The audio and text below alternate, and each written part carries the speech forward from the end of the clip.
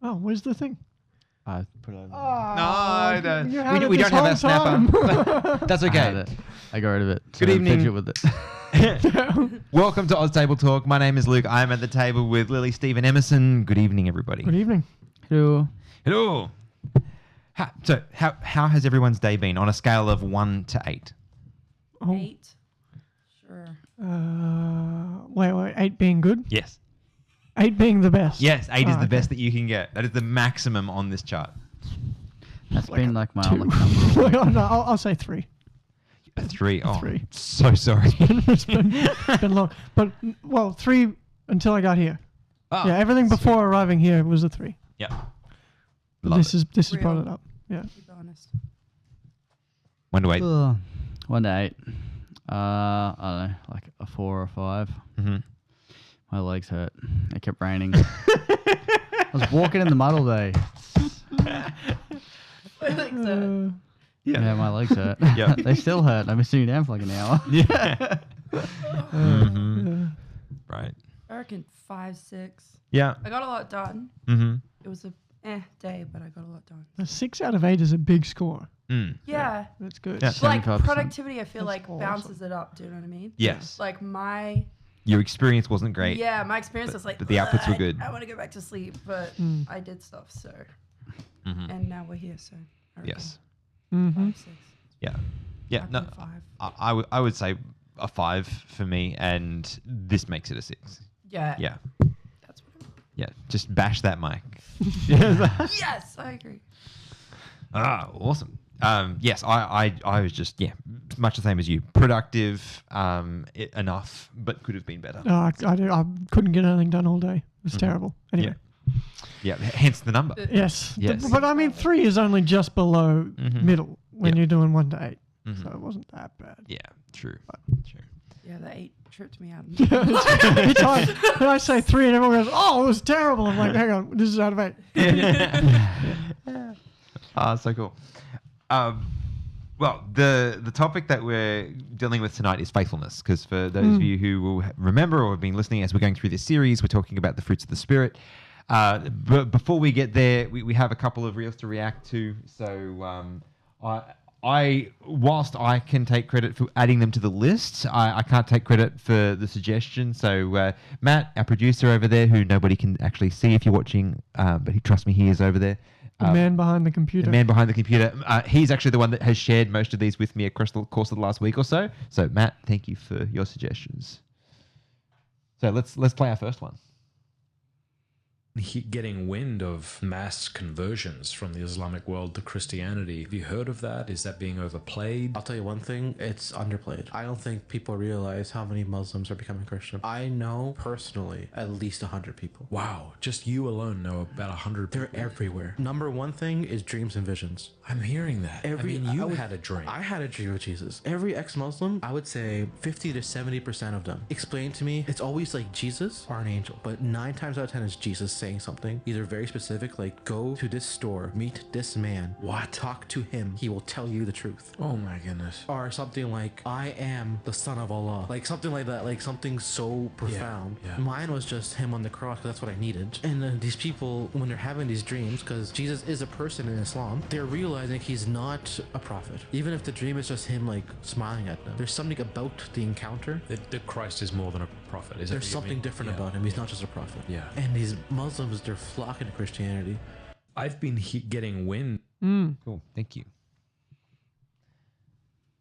I'm always fascinated by things like this because it's outside of the norm. I don't know about you guys, but I don't meet many people that... Can I have a dream? Yeah.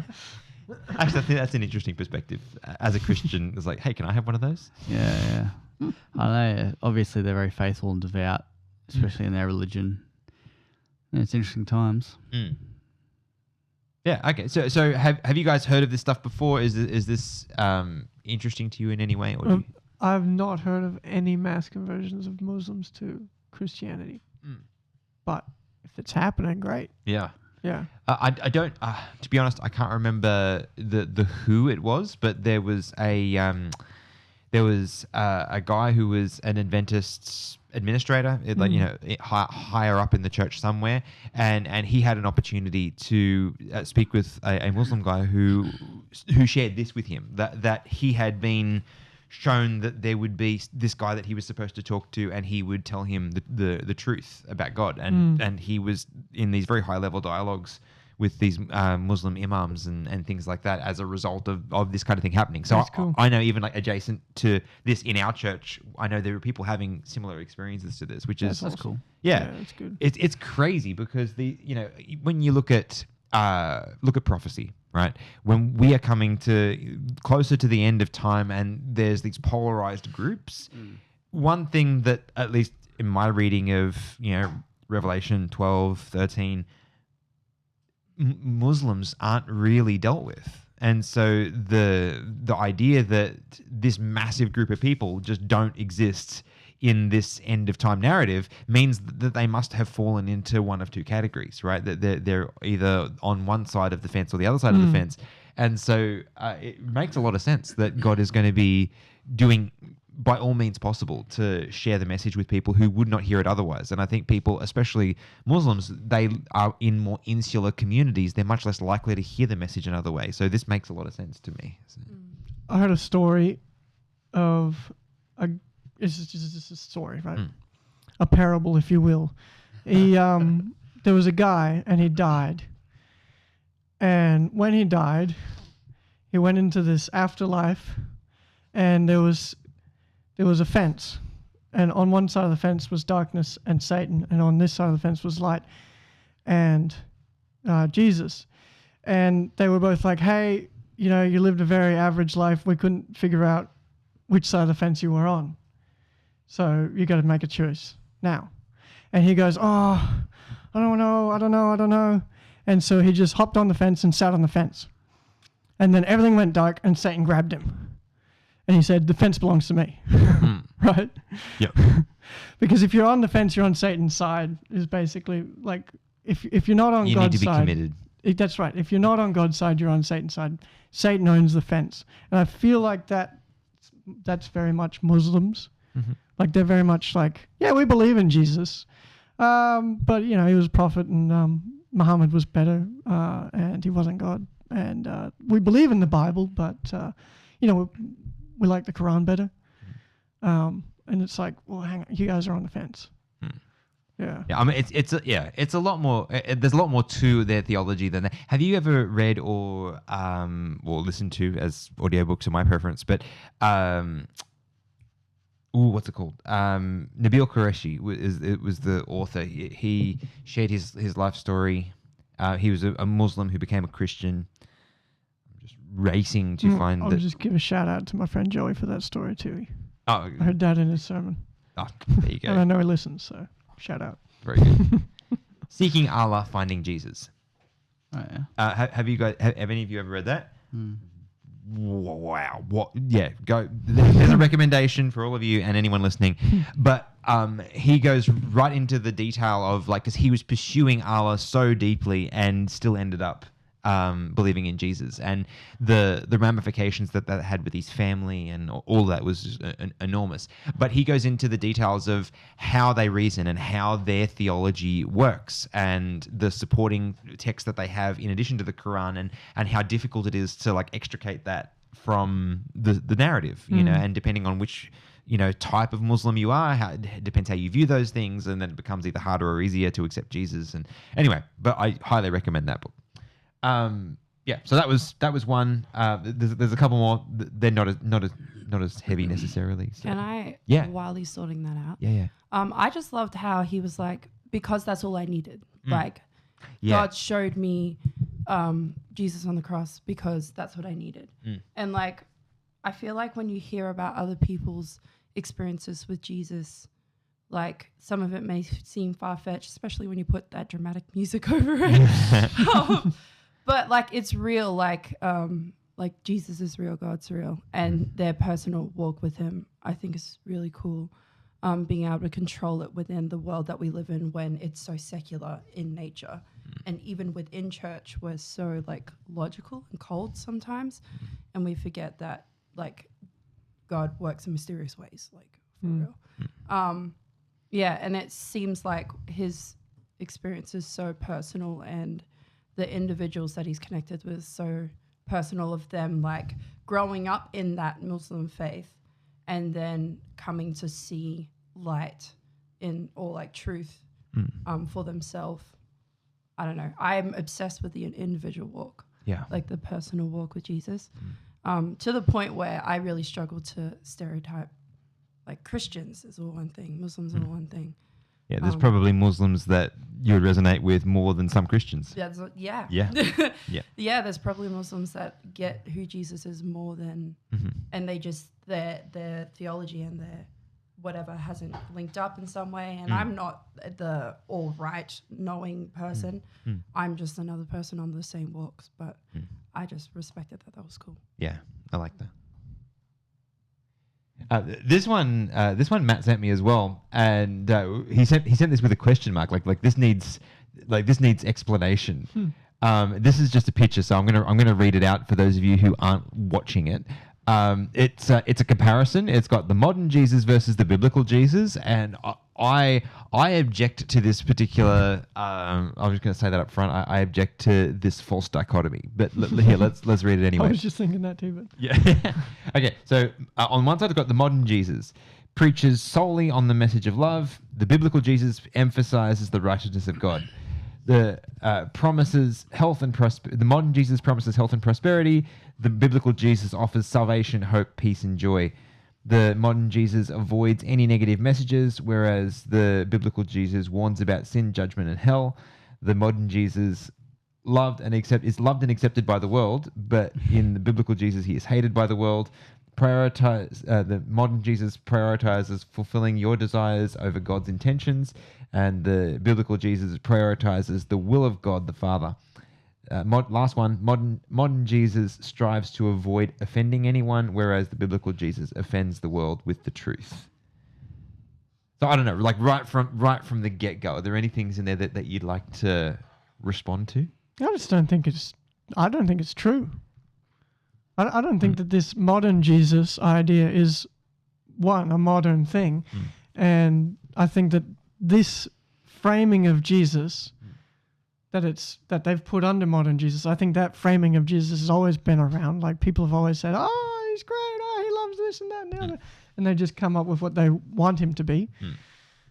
So I don't think that it's a modern thing to start with, and I think that the modern Jesus is oftentimes the biblical Jesus because,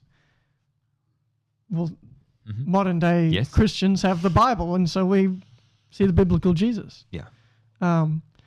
So I think it would be better to be the false idea of Jesus and who he really was. But I like the comparison in that on the modern Jesus column there, it does have a lot of misconceptions about who Jesus is that need to be addressed. I like that it's addressing them. But yeah. But it mixes them in with other things that are totally fine, accurate to Jesus, right? Like one of the things that I noticed. Yeah. I know what you're saying. Yeah. So I feel like if any just random person was reading that, I don't think you would come away with an accurate picture of who Jesus is, because they're setting up this contrast that doesn't exist. Like the loved and accepted by the world versus hated by the world. It's like, that's not really true, because a lot of us love and accept him and a lot of us hate him. Yes. And that's always been the way. But who crucified Jesus? Was it the church or the world?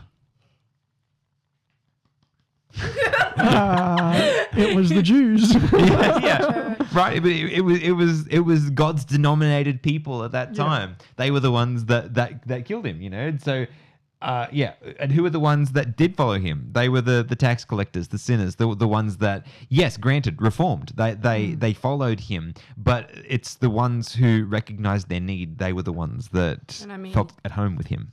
Yeah, but while we were still sinners, right? Days before, the same people were like celebrating him as he walked in. Yes.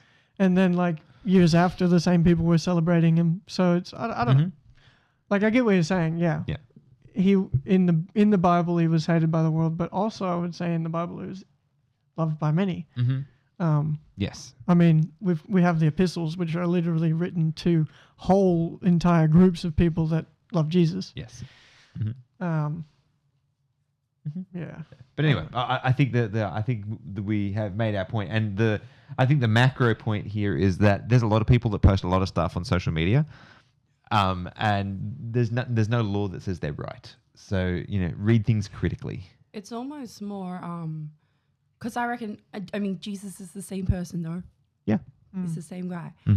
This is more like a depiction of modern versus biblical religion, almost. Not exactly. Don't quote me on that. But it's a little bit more accurate in a way. Like, it's just people's interpretation of that same person. And you could even stretch it further and go conservative versus liberal is more the stereotypical. That's probably more what they're responding to. The stereotypical with a bit of myth in that, because it's not all just that or just that, but it's like the plain stereotyping of that. Like, it's all love and flowery, fluffy unicorns, rainbows. Where's justice? And then there's and it's like, all right, the truth is somewhere in the middle where like, God is love. His gospel is a gospel of joy and freedom. And because of knowing Jesus personally, we can navigate things like judgment and sin and hate in the world and talk about controversial topics in the context of love. So it's a combination of both. Obviously, this is one person talking, but that's my opinion, I guess. Yeah, thanks. Cool, and I think I had one more in there, which is just in there just for the giggles. Two? Oh, there's two more. Okay, well, one of them is for giggles. The other one, I have no memory of what I said. Yeah, this one was for the giggles. This is for those of you that are worried that AI is gonna change the world. Can you zoom in, Matt? Just pinch in. Because when you're cartwheeling, you're like this, palms down, so you're losing Lily sent me this. I mean, give it another year. Yeah. Those are some moves. The audio make it seem more real until you realize what's so happening. much. Yes, Yeah. so much. It's so echoey. Yeah. It's an alien. Yeah. At first, Is that ray gun? Don't get me. I'm gonna have to ask you about that after. I had to. Yeah. Good one. Oh man. Okay. All right. This is the last. I do remember this one now. Okay. All right. Let's do this one and then we'll hop in. So what if God showed up to you tonight and said, okay, the answer is yes? You're like, what? Everything you've prayed for the last week. How would this world be different? Would your world be any different? Or would you just be thankful for the day? And your food would have nourished your body. And you got a parking spot and hit a couple green lights. And Georgia would be Clemson. And whatever your thing is. I mean, think about it, man. Would there still be racism and injustice? Would there still be unreached people groups? Would all of your relationships be reconciled? Like, what are you praying for? Listen, if our prayers are not intimidating to us, they very well could be, they could be insulting to the Almighty God. So what if God showed up to you tonight? I really liked that.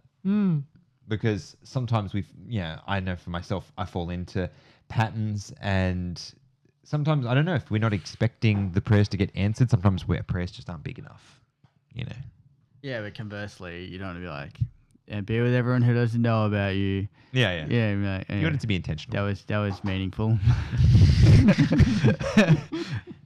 Okay, so where's the balance?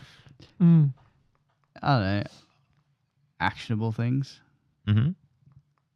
I don't know. I by no means have anything close to an ideal prayer life. But I mean, I imagine a healthier balance would be like bring someone across my path and help me to see that.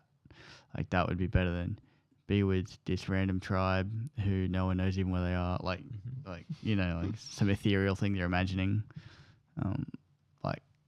I'll quote C.S. Lewis. I get it out of the way early. Yeah. The check for this episode. Check. Yes, it's been done. No, I forget what it's. Screw tape letters. How the instructor demons they talking about humans. They get in their heads that God is like in the corner of the room, or like they're not praying. Like their prayers never leave the room because they're not like praying to God. They're just praying to what they think God is in their heads, because we've got a false idea of either what we're praying for or like the God we're actually praying to. Yeah. Anyway. Do you think, and I hear what you're saying, and I don't like it when my own prayers fall into ruts and I'm going through a pattern, and I try to avoid that as much as possible. But at the same time, I wish I understood prayer better. But the Bible is clear enough in my reading that if we are praying for something, there are times and ways and places that God does things he would not otherwise do if we weren't praying for them. And so, while I hear what you're saying, and my prayers do tend toward the practical, the things that are in my sphere of influence. I think there's room for prayers that are bigger than that too, for those, for those times when we are focused on it. Maybe it's not necessarily a rote part of our prayer life, but I think God moves us to do that. We should be praying for the big issues. And the interesting thing about praying for the big issues is that tilts our free will towards taking action on those issues. And I think that's one of the beautiful qualities of prayer. If you're praying for someone, really, really praying for somebody, eventually you're going to take some action based on that, right? Yeah. But and I think that's valuable. Yeah. But I guess that kind of comes back to my point, is that you're praying for something that it's a thing. Like, you're not praying for your, you don't just say, be with all our leaders. Like, sure, that's not a bad thing to pray, but, be with the Prime Minister in this time on this issue, or, something more deliberate, I like that. Yeah. I like that. Anyway. Informed prayer. Yeah. I reckon the prayer in the Bible is actually so simple, and it's all about from the heart, which I'm kind of agreeing with everyone at this point. And with the main message of that is like dream big, very intimidating prayers. I reckon the most powerful prayers that a lot of people can attest to are the ones that like our mums pray when they're just like, I have a feeling there's something happening. My spidey senses are going off. I'm going to pray for them, Yeah. And then the next day, you're catching up on the phone. They go, so around 5 p.m., what was happening? And you're like, there's no way you knew that, Was that the voice of experience just then? Oh, so many times. Yep. So many times. And I'm blessed to have a mom that's like that. But I know that like the prayers that like do something are the ones that are from the heart. Yeah. Like where you're passionate about it, and that's also speaking on the being in a rut and like being like, okay, this is not going anywhere. It's like if I saw you guys every week and I went, okay, how's your day been? What'd you eat today? Sweet, cool. And I just left it at those 5 questions that I ask you every single week. Then where's the relationship? We're not getting closer as friends. No. We're not like actually enjoying each other's space. Like sometimes we forget that prayer is communication with someone that's real and that relationship is personal. No one else has that. So it's like when you're little and you're unique and you're beautifully pure and innocent, nobody has touched you yet, in respect to like, caring about what other people think and stuff. Then you go through your adolescence and it's more, okay, you need to work to these expectations. And then you get to my age and everyone's going, how do I be unique? You were born unique. Hello. Do you know what I mean? And I think the same thing for prayers. We wonder how we could possibly cover all of the problems in the world. Truth is, God has someone in every single circle. And if we just pray what was on our hearts and what God puts in front of us, then we need to trust the rest to him because it will happen. Yeah. And I need to say this as well. When he was like, what if God did answer all the prayers? And it was like, okay, now you're blurring the line between if he answers it and if he answers it in the way that you want it to be answered. That's right. Yeah. Because it's being, it's very good point. It's being answered. Love it. Whether we can see it or not, whether it's in the time that we want it or not. Or to know. yeah, or it's a no. But a lot of the time, like, we forget no racism and stuff wouldn't be fixed because we're dealing with free will, you know? Like, we're dealing with real people. And we're not going for perfection here. We're going for healing, happiness, love, those things that people can experience. Because if we're going for perfection, then we're just hoping for a robotic world, and it's nowhere near. That's not even what God wants. No. Yeah. Cool. Well, let's shift gears into talking about the topic of the evening, which is faithfulness. So, let's get to orient ourselves. Maybe let's read the fruits of the Spirit, Galatians 5:22, where we've started each week so far. If anyone beats me there, feel free to read it. It's a racism. Racism? What? I said, it's a race then, is it? Oh, I think it's racism. I'm like, what? I'm like, all right, hurry up.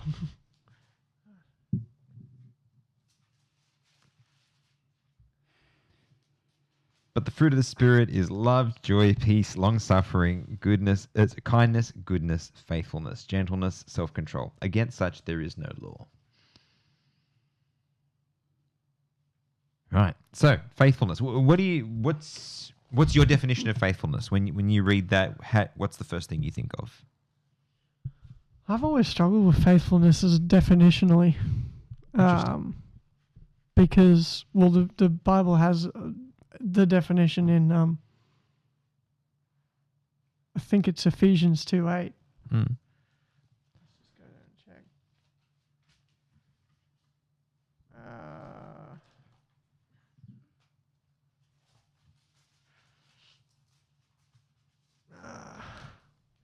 Is that the right one? Oh, no, that's not the right one. Doesn't seem to be. Must be Hebrews 11. Oh, yeah. So I was already there, too. It says in Hebrews chapter 11, verse 1, now faith is the substance of things hoped for, the evidence of things not seen. Which, I don't know, I feel like that's very much like a blind faith explanation, right? And people like to take this verse and go, that's what faith is. There it is. Boom. But I think in the context of what he was saying that in a context of a type of faith, whereas it's not quite that simple, you know, because faith can be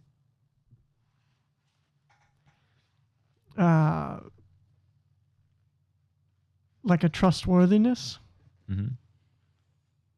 Yeah. Yeah. I'm trying to like, I don't even know how to say what I'm thinking right now. No, that's I don't even fine. know how to think it. It's interesting. I feel like you're pulling at the limits on both sides of the definition, because like when I think of faithfulness, for me the immediate connection is covenant. God makes a promise and he keeps a promise. Yeah. And that action that's his trustworthiness. That's his trustworthiness. Yeah. And that is the faithfulness of God. That's how I think about that. But that's not based that like we don't, when he says that he's going to do something and we believe him, we're not basing that off of nothing, because we have lots of evidence. Right, yes. So it's not then the evidence of things not seen, because You have seen the things something. I've seen, right? Yeah. And that's sort of where I'm like we shouldn't like just blindly believe in God without any evidence at all. Yeah. And I feel like people take this verse and go, we don't need evidence. We just need to believe. And I'm like, well, I don't think God ever actually asks for us to do that. In fact, I think that he goes very far out of his way to give us evidence so that we can have strong faith. And I feel like our faith is stronger because of his evidence, and our faith, but whereas people say, oh, my faith is strong because I believe in God and I have no evidence to it. It's like, huh? You know? I heard this just reminded me, I heard a Christian apologist, and he's one of these guys who goes to universities and debates atheists, and this is the kind of thing. And someone was saying, what's important to you about, like what are the reasons that you believe in God? And he said, I love this question because most Christians out there say, I believe in Jesus because of my experience with him. Just like I believe in my wife because I have been, living with her for X number of years. I believe in Jesus for the same reason because I have had a personal experience with him and he's made a massive change in my life. I used to be into this and this and this and this and Jesus saved me from it. And he said, I think that's a terrible answer. And I was like, from my perspective, that's a pretty good answer. Yeah, I don't think it's a terrible answer. Yeah, I know. It could be better, but he's it's not speaking in terrible. hyperbole, obviously. Yeah. But the point that he was getting at is that he said that argument is the same argument that I've heard people make, and anybody could make for Buddhism, for for being I've heard someone make it recently. Muslim, About Mormons. there you go, right? And so he's saying anybody who has been accepted into a community of faith could cite the same things. The only thing that Christianity has that those people don't is evidence to back it up. And he said that's what I spend my life doing, uncovering that evidence and articulating it well for people, so they've got something to attach their faith to, because they know that there are good and well reasoned causes for faith. So I think that factors into what you're saying. I mean, every religion says that they've got evidence too. So It is different though. of course, it's different. No, but I don't even mean that in like the arrogant we're right kind of way. What I'm meaning is like the amount of like historical artifacts that are available that that validate biblical history, it outstrips even the nearest competitor by a factor of like 50 to 1. It's not even close. But here's the thing: if you talk to anyone in the real world, and you pummel them with evidence, that doesn't mean anything. People care about like what you have experienced. And in reality, like also talking to the real world when it comes to having differences in where like what we believe in, not saying, oh yes, like you're right, I'm right, everyone's right. It's not about that. It's about approaching things with curiosity and being able to talk and go, there's a possibility that I'm wrong, but also being sure of who you are and your identity to Christ enough to experience and navigate and investigate doubt. And that is possibly the most important, powerful thing. And when people see Christ expressing himself through you, it's like undeniable. Do you know what I mean? Yeah.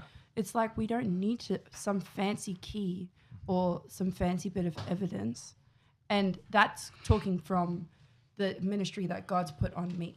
Whereas the ministry that God's put on that guy, for example, that's his calling, is to find evidence for those people who think that way.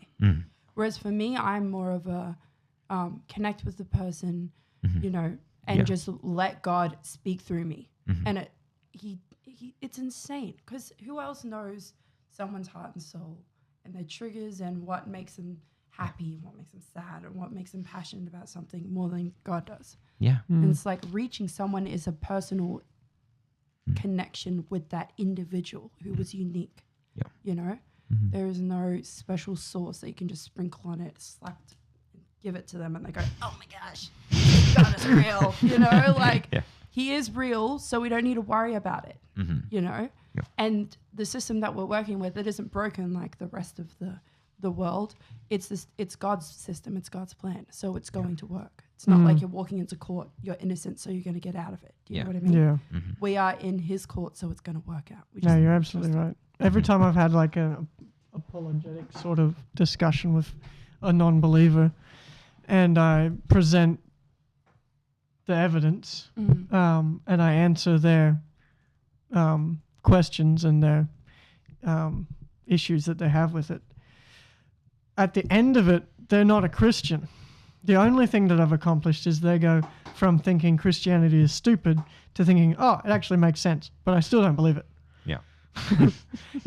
Which is an improvement. And if you were so I still do it, when I have the opportunity. But you're absolutely right. It doesn't go, oh, I believe everything now. I believe in God and I want to have a relationship with him and I love Jesus. That it's a whole different path you have to take to get someone to faith. And I think two things we need to remember when we're reaching people. Number one, everyone has church trauma. everyone, even people in church. Number 2, it's about the moment, not the ending.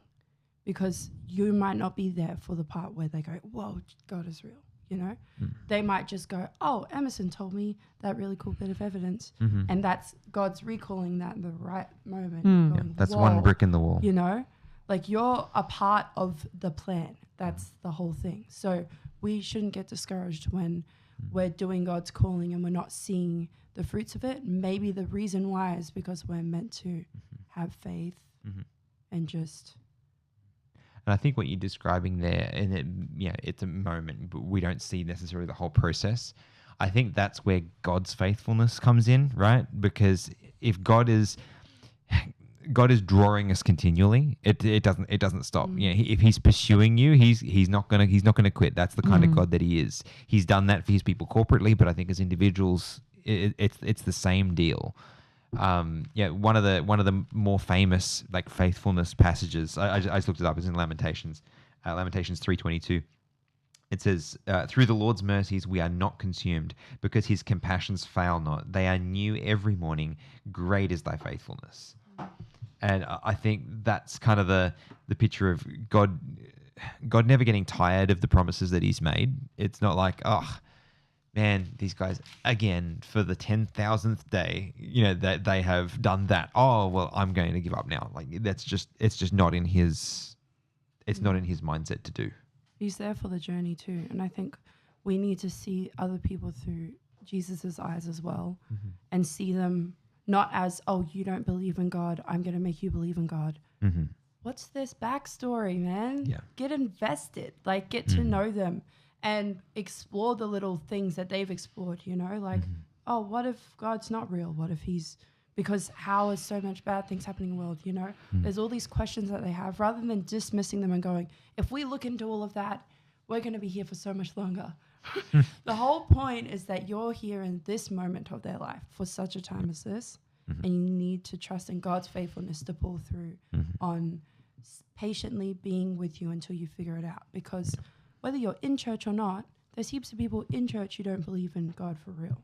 They just know the theology. They grew up with the the evidence, but they don't feel it yet. It's the personal relationship that changes everything. I go and come from that place frequently. Yeah. I like that. Yeah. Yeah. It's a healthy thing to do. I was trying to think of some examples, biblical stories where we saw, God's faithfulness on display. And I won't read the whole thing, but funny enough, the first thing that came to mind for me was Daniel chapter 9. I love Daniel chapter 9, right? Daniel chapter 9 is amazing. This is Daniel's prayer for the people. So Daniel has been looking at the Jeremiah's writings. He knows that they're coming to the end of this time of exile. And so in preparation for that, he starts praying. And you can read in Daniel chapter 9, and he's like, okay, God, you have been faithful. We have not been, right?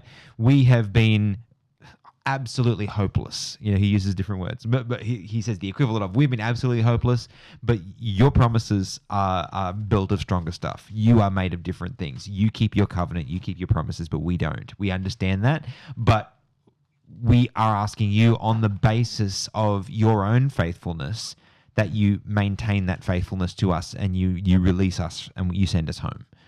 That's kind of the basis. And actually, it gets even more interesting than that, because and this isn't the episode for this particular study, but just to point it out, that's where he gets into the 70-week prophecy, right? And in verse 24, 70 weeks are determined for your people, for your holy city, and he gives them a list of things that have to happen in that 70 weeks. And like I said, this isn't a prophecy episode, so we don't need to go into the depth of this, but what there's a single significant point I want to make.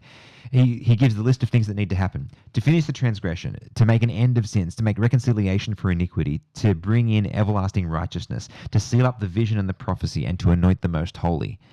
Which ones of those could Israel do? Hang on, read the list again, now that I know the question. To finish transgression, to make an end of sins, to make reconciliation for iniquity, to bring in everlasting righteousness, to seal up the vision and the prophecy, and anoint the most holy. Which one of those could Israel do? They couldn't do any of them. Ding, ding, ding. Exactly. So he is saying, well, Daniel is saying, okay, in vision, I saw that this is the stuff that's got to happen in this 70-week window. And most people read that and be like, yeah, okay, this has got to happen. Oh, but then it didn't happen. And okay, but actually it did happen because Jesus came and he did all those things. And so this whole prophecy is fully contingent on the faithfulness of God. There is nothing that the Jews had anything to do with it. There's nothing that we have anything to do with it. It's all contingent on him. We get a free ride in this prophecy. And I think that is really, that's foundational. We were chatting a little bit before we started recording about the fact that faithfulness falls into two categories. There's foundational faithfulness. There's like the thing that you're attached to, and that's God's promises. That's God, the ability for us, the trustworthiness of God. And then our faithfulness isn't a thing. Our faithfulness is directly related to our ability to trust in what he's doing and what he's promised that he's going to do.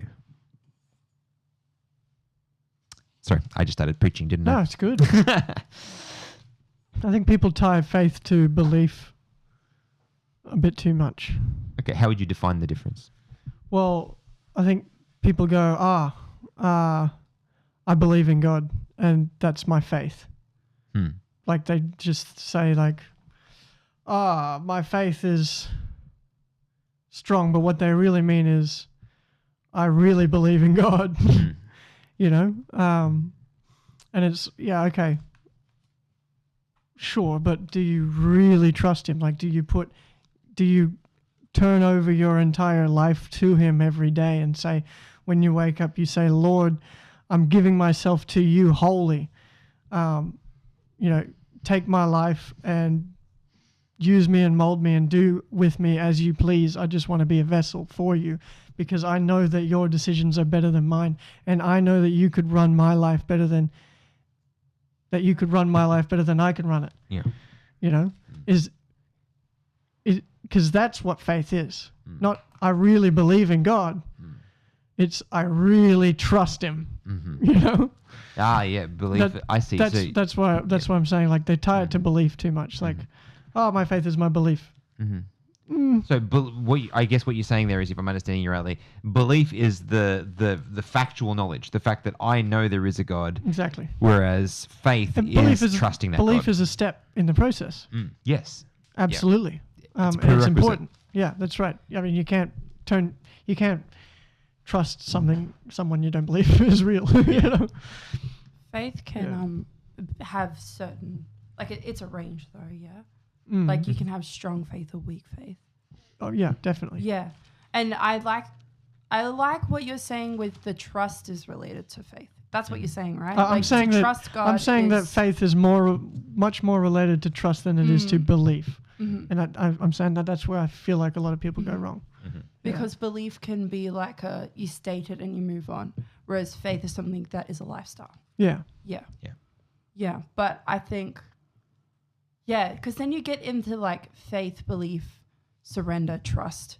Where's the lines? How they relate? Like I'll say it like this: like I can't even say that I believe. I feel like saying that I believe in God is like an understatement. You know, like I feel like if I said I believe in God, no, I know God's real.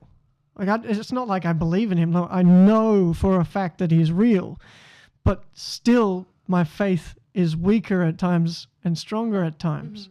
So but my belief in God, I mean, that hasn't wavered for a very long time.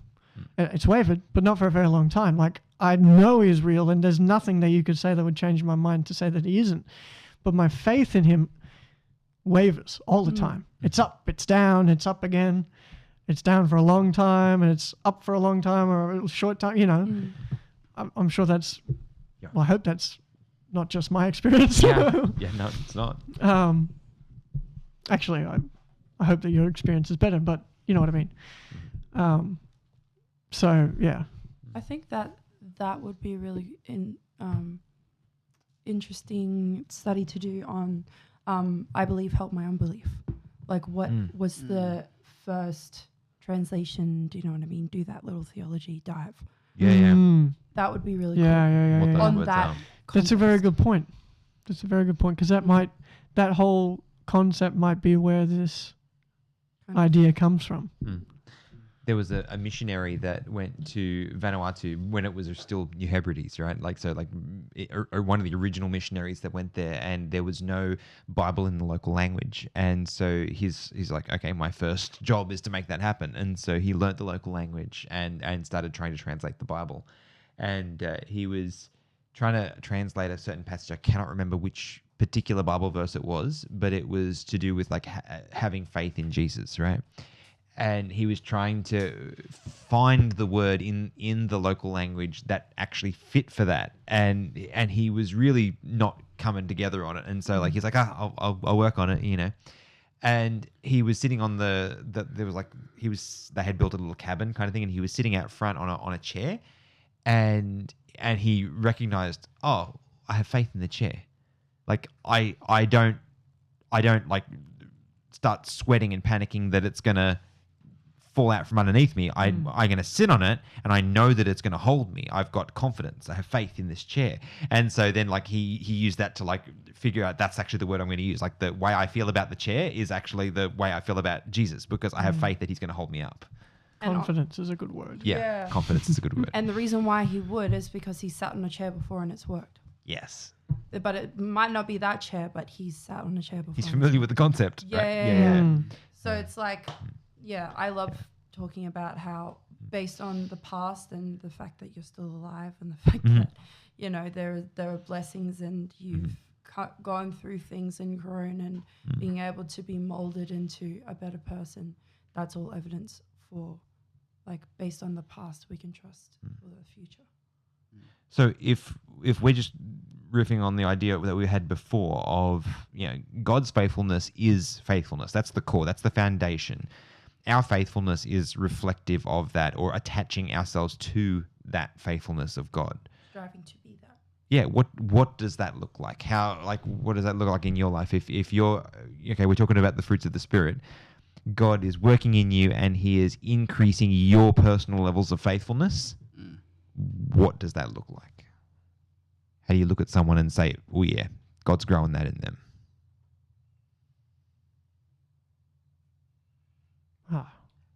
I just think of the parable of the talents. Oh, When I you like said that. Yeah, in that it might be we're not given something to shepherd, be that, you know, a Bible study or, you know, a family, or like we may not be given something, but something might be taken away, and we're called to rely on God for that lack. But it's how we respond to that. And I've been thinking about it for the last 5 minutes. In that faithfulness isn't something that we can derive for ourselves. Like, and you guys have been saying it, it's based on an experience or, you know, evidence of things that you've seen. And Hebrews 1 always confuses me because it's like a double negative. Like I don't get it. I'm like, what are you doing, Paul? But yeah, it's a fruit of the Spirit, and that faithfulness like is given to us by God, but then increased by the working of the Holy Spirit in our lives. It's not something that we naturally have because we're very self-reliant. I think that's the other thing. Like my faithfulness is probably pretty garbage because, like, I don't know, I have it pretty easy, I guess. Like I can be very self-reliant and it doesn't matter. Like it matters, but I don't have to worry. You don't feel the negative effects of that too easily. Well, I don't really stress about much physically. But yeah, anyway. Yeah. I think it comes out in, yes, how we trust God in those hard times. But I think the other way it comes out is in our relationship to the people that are around us. Like, I don't think it's natural for us to be, you know, great promise keepers as humans, right? As humans, we're always going to be, you know, the temptation is always going to be to care for ourselves, to be selfish, not selfless. And so I think if you see someone being selfless, keeping their promises, you know, I think of this. Yes, it's possible to have very long, very bad marriages, but I always think this when I see a marriage that I think is a good marriage.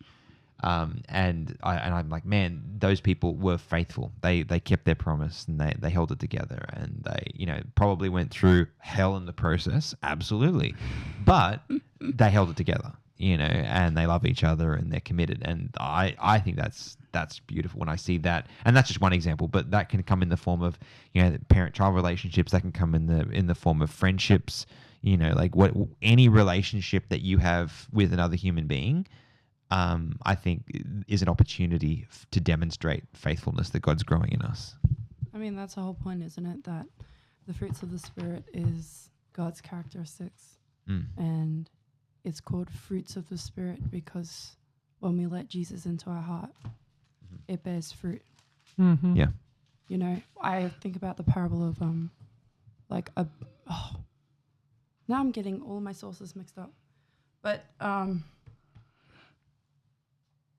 horrible at quoting things. But That's fine. The thing about how if you have a bad tree, it can't bear good fruit. Mm. Yes. If you have a good tree, it can't bear bad fruit type thing. Yep. If you truly let Jesus inside every aspect of your life and you are walking with him, not just, you know, belief is like seeing him at the door and going, I know who you are. Yeah. Letting him in, you know what I mean? Living Whole life different with thing. him, faith. Mm. That it will automatically, his character will express through you the same way that, you know, in Proverbs, who you surround yourself with, that's a reflection of you. If we are prioritizing Christ, how he sees us, how he sees the world, and we are striving to understand his character, then we will automatically start expressing the fruits of the Spirit, especially when so many of them, and faithfulness is a big one. Like it's difficult to find true faithfulness in the world. I guess when you put in context of like loyalty and consistency and keeping your promises. Everyone's striving to find a friend who has that, or a partner who has that, you know, trying to get their relationships to a point where they can trust in it. And I think like stressing about our world and how we experience it goes down when we realize through having Jesus so holy in our heart that like it's up to him at the end of the day. And that he's consistent. So I wrote this down ages ago. Before this started, we did a little chat GPT. What is faithfulness? Tell us the... we got ChatGPT to be our resident Greek and Hebrew scholar, just to give some AI context. Is scary, I'm not going to lie. But it was very cool. And I wrote down consistency. And then she went on to go like, you know, so God... it comes from God first, pretty much what I just said. And it reminded me of the cornerstone and how as long as we have, like, we can talk and have fun with controversial topics and have a podcast about it even. Wow. And break the fourth wall. And, you know, talk about theology and talk about how it applies to our world.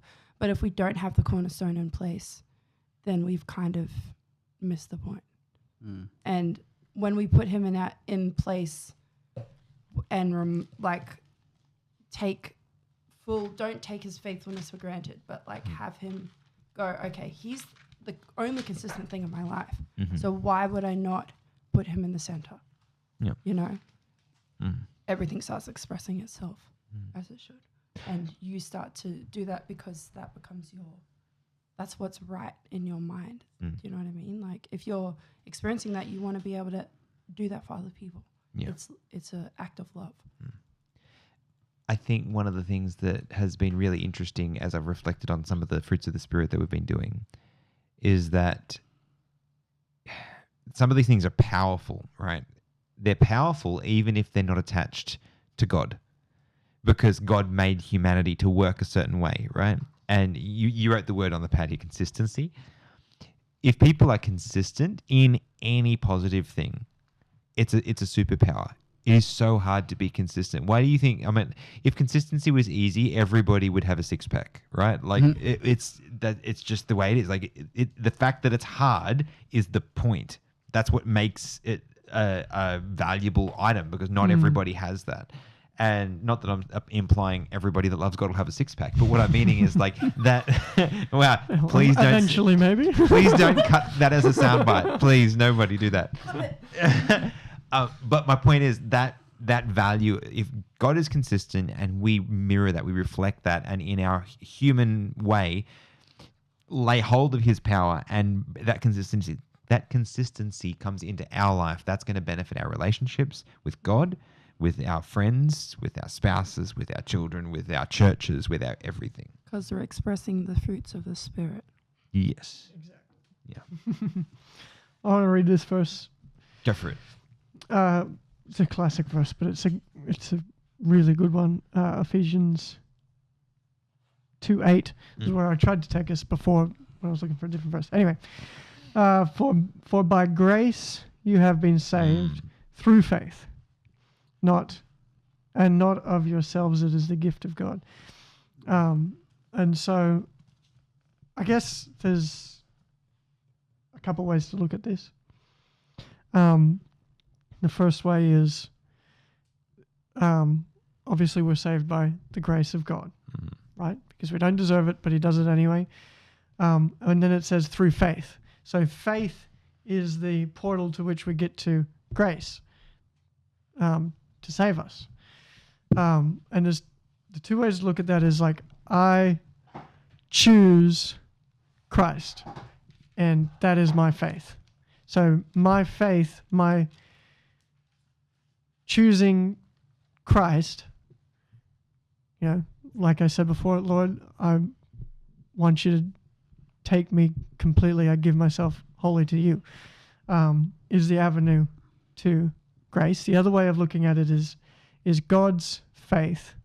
He has faith in us, and through his faith, he then has grace on us. Right? What's everyone's thoughts on that? Like, is it our faith that is the portal to grace, or is it God's faith that is the portal to grace? It has to be God's. Please make it be God's. It has to be, right? Because mine is not good enough. Because of what it says afterwards. Yeah. Not of yourselves, it's a gift of God. Yes. Right? Yeah. And I think people get confused by that a lot. I think that's a lot easier to get confused by than perhaps we give it credit for. Yeah, but that's why I think Paul Yeah. knew that people would get confused by that. And so as soon as he wrote it down out of his pen, he was like, but I'm going to make it very, very clear in my next words. Yes. Where he says, not of yourselves. Well, hang on. Before you get ahead of yourselves, it's not of yourselves. It's a gift of God. Yeah. Yeah. I always think of it as well, like, I don't have the answers, but my brain is like going slow-mo right now. But like if you were talking about belief and faith before, I'm doing a callback. If you believe in God, I feel like that's level 1. And then the faith starts after. So like if you were talking to someone who was like, I've heard so much about Jesus, I don't know where to go from there. And you go, okay, do you believe he's real? Yeah. Okay, cool. So now that you're walking with Jesus, he's going to grow your faith, is how I see it. Like your faith will grow as you experience and start to realize that he was there all along, type thing. And because you believe in him and now have faith in him, that will start to grow. Oh, I don't know. Like my question is like, at what point? Because in my mind, it's always been, so many things are in my head. Because I love what you're saying. They're all trying to come out at once. I know. I'm starting like 5 sentences. Traffic jam at the mouth. I love what you're saying, that it's through God's faith in us. I've never thought about it that way. So I'm trying to apply it with what I already had existing, which is, you know, if you have faith in God, then you were already saved, right? That's how that was my existing. So with that, then crumble, if we're thinking about it through God's faith in us, is what gives us salvation through grace. But he has faith in us. It's whether we respond to that faith that enables the salvation to flow into us. Yeah, exactly. Right? Because it's like, how does We're that not holy. apply? We're not holy without responsibility. So then I would argue then it's both. It's God's faith through us and also our choice by free will to accept it, Yeah. which is faith because we can't see him. But we still front of cannot us. save ourselves. Yes, Only he can save Yes. us. not by works. That's right. Yes. And so, so our faith doesn't save us, but it is an avenue to. It is an avenue for sure. I think it's just saying yes, Yeah. right? Yeah. That's all it is. It's surrendering because he's in pursuit of us. And I think we often, even though we phrase it, this person found God, or I found God here. You didn't find God anywhere. I'm sorry. Like he has been chasing you for how old are you? It's like, you know? were you looking that hard? He was at your door. Yeah. Yeah. It's like you stopped running long enough for him to catch you. right, that's right. That's really He's what been that knocking, means. actually. Because I would, stopped. He I just said, wouldn't all say right, that. fine. Like faith isn't you saying, "Oh, I have faith, therefore I get it." It's not you doing anything. You're literally just saying yes. So then it's just you like going, like, Accept. yeah, that's it, right? It's so much simpler than we actually give it credit for. That's it. And then yes, God's faith in us means that's his a knowing of us and our potential expressing through our life. Exactly. That's faith in action, know, Yeah. like lifestyle Yes. of walking with Jesus. But that happens like as soon as we go, I believe in you. I'm ready to walk with you. He's going, sick, you're saved. Let's go. Yeah. And he's saying, I believe that you can. Yeah. Yeah. I Make believe that you choice. can. And Yeah. I believe that And by I walking know, with I me. know, Yeah. yeah, I believe that you have the potential. And it's literally just by long exposure to Christ. If we hang out with him long enough, it's going to happen. Do you know what I mean? Like we have no control over it. It's just that God has started the work and he'll finish it. I don't think it takes that long. I think it can be instantaneous for some people. What can be instantaneous? Like I don't think you need to have long exposure. Oh, no. I'm not saying I don't it's like get- after 20 might have years, I misunderstood you. finally have started to express it. After 20 years of praying to Jesus and reading my Bible every day. It's just perfection. Do you know what I mean? Yeah. Salvation is immediate. Sanctification is a lifetime.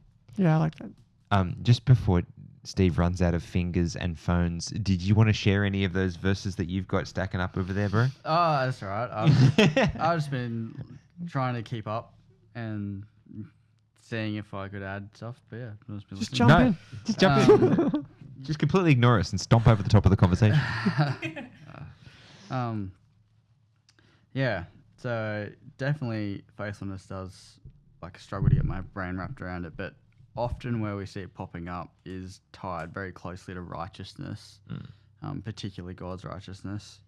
So another parable I'll start with is the wedding feast, and they all get given a garment, which that we can parallel that garment to being Christ's rightiousness. Yeah. And the guy tried to get it on his own, and the dude's like, no. Yeah, does Get not out. work. You're not welcome here. Because our righteousness is useless. But yeah, there's a few other verses from Paul that I thought were interesting that kind of tied the idea of faith and righteousness together. So in Philippians 3, I'll start in 8 just because it's halfway through a sentence in verse 9. But yeah, indeed, I also count all things loss for the excellence of the knowledge of Christ Jesus my Lord, for whom I have suffered the loss of all things and count them as rubbish, that I may gain Christ and be found in him, not having my own righteousness, which is from the law, but that which is through faith in Christ, the righteousness which is from God by faith, that I may know him and the power of his resurrection and the fellowship of his sufferings, being conformed to his death. And it goes on. But particularly verse 9, where he's saying, like, we can't be righteous to the law because we know that, like, Romans 3:23, and I was going to read 22 as well, but, we've all failed. So under the law, we cannot be righteous.